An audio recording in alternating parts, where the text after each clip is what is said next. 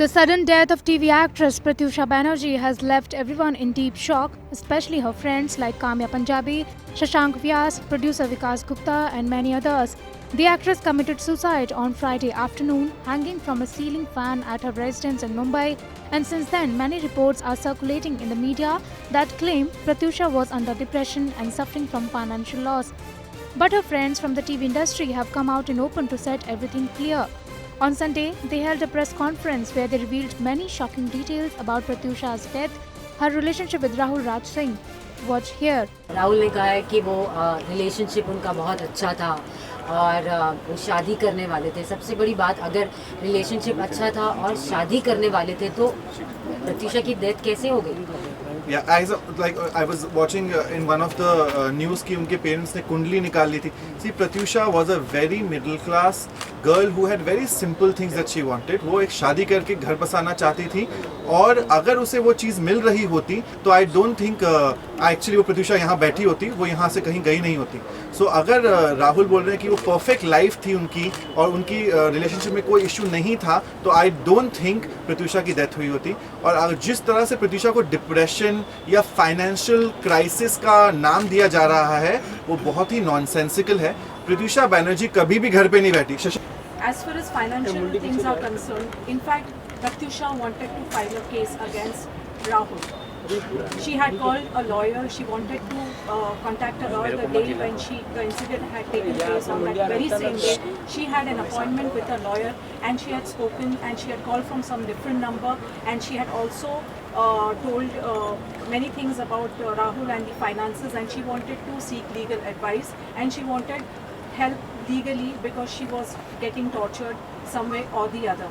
As far as this incident has taken place, prior to the incidents, one day before, she had spoken to Leena Dias, a friend of hers, and she had narrated कि वो किस तरह की problem से गुजर रही थी, राहुल उसको कैसे टॉर्चर, और मेन रीज़न इसके पीछे है जो पुलिस को इन्वेस्टिगेट करना चाहिए, जो अभी तक पार्ट ऑफ इन्वेस्टिगेशन है, जो कुछ भी नहीं हो रहा है. हम लोग स्टेटमेंट्स देने के लिए तैयार है बट पुलिस किसी को बुला नहीं रही है.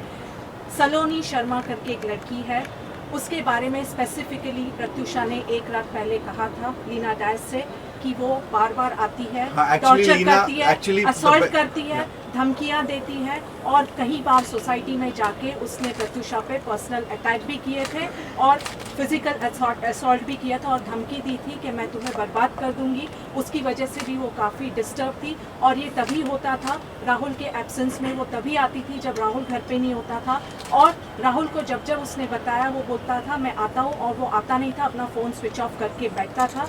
ये सारी चीज़ें हैं, बहुत सारे एविडेंसेस है, लिंक्स है, सीसीटीवी फुटेजेस है जहाँ उसको आके वो मार रही है.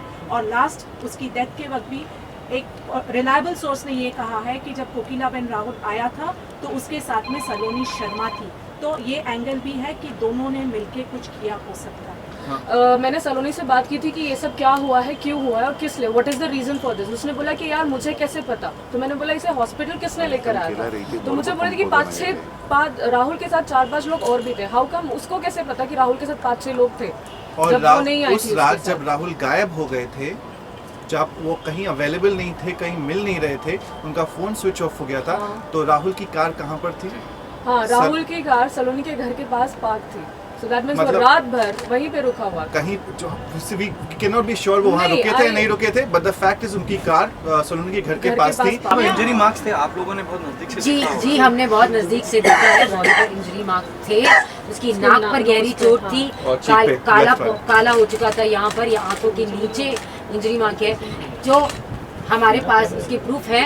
जब पुलिस चाहेगी तो हम उनको क्या आप ये कहना चाह रहे हैं कि ये सुसाइड नहीं है, ये एक मर्डर है? देखिए, हमें मालूम ही नहीं ये सुसाइड है या मर्डर है. प्रॉब्लम इश्यूज कहाँ से आ रही हैं, एक मिनट, इश्यूज कहाँ से आ रही हैं, जहाँ उन्होंने बोला उन्होंने हैंग करते हुए प्रत्यूषा को पाया और उसके बाद उनकी बॉडी लेकर वो पहुँचे हॉस्पिटल, और अगर वो हैंग थी तो उनकी नाक पे निशान नहीं होना चाहिए था. एक बहुत ही लॉजिक ठीक थी. उनका पूरा चेहरा स्वेल्ड आउट हो रखा था, जिसको लेके वो हॉस्पिटल पहुँचे. मैं और आई थिंक मकरांद और 2-3 लोग पहुंचे थे और वो बाहर बैठ के चिप्स खा रहे थे. उसके बाद उन्होंने हमसे बोला कि वो टिकट्स कराने जा रहे हैं उनकी मम्मी और डैडी के, और वो वहाँ से भाग गए.